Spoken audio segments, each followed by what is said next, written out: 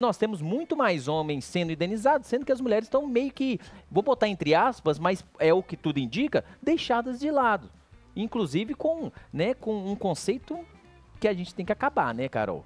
É difícil essa situação aí da Fundação Renova, esses apontamentos. Se tem essa situação, tem várias mulheres que foram atingidas e não foram colocadas nesse bolo aí para ganhar essa indenização, elas têm que ser colocadas e urgentemente.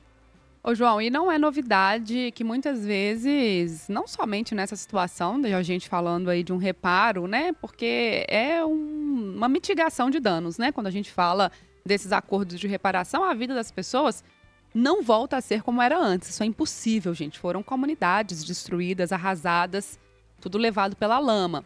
Mas não é novidade que muitas vezes as mulheres ficam em desvantagem em várias áreas. Sim. Né? Não é somente na hora de fazer um reparo de um dano causado, não. Então não me surpreende, infelizmente, dentro do modelo social que a gente tem, e que bom que isso está sendo olhado.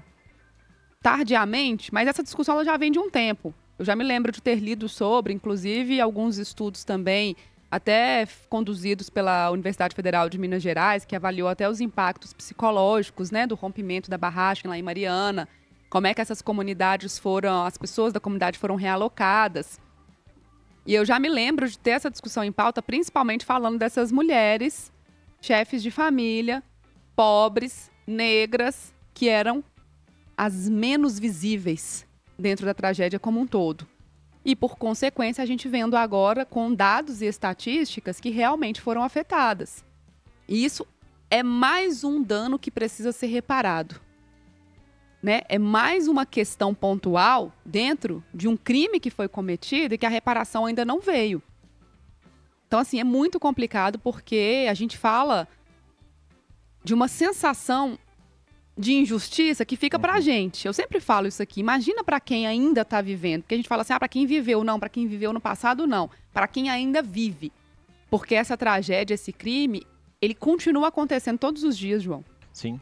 Quando a gente não tem culpados, quando a gente não tem ali pessoas responsabilizadas pelo que aconteceu, a maior tragédia socioambiental do país, que vitimou pessoas, seres humanos com história, com familiares, em uma comunidade, em comunidades pequenas que tinham um modelo de vida muito peculiar, e isso não foi devolvido, não foi mitigado. Então é bem complexa a situação. Tomara que a gente tenha essa reparação. Porque está aí um apontamento muito direto, inclusive mostrando estatisticamente como é que ficou o tratamento em relação a isso. Ô, Carol, tomara, mas eu sou um pouco pessimista, né? A gente é cético. Porque olha para você ver o quanto que nós estamos aí batalhando para ter a repactuação dessa questão lá de Mariana, né?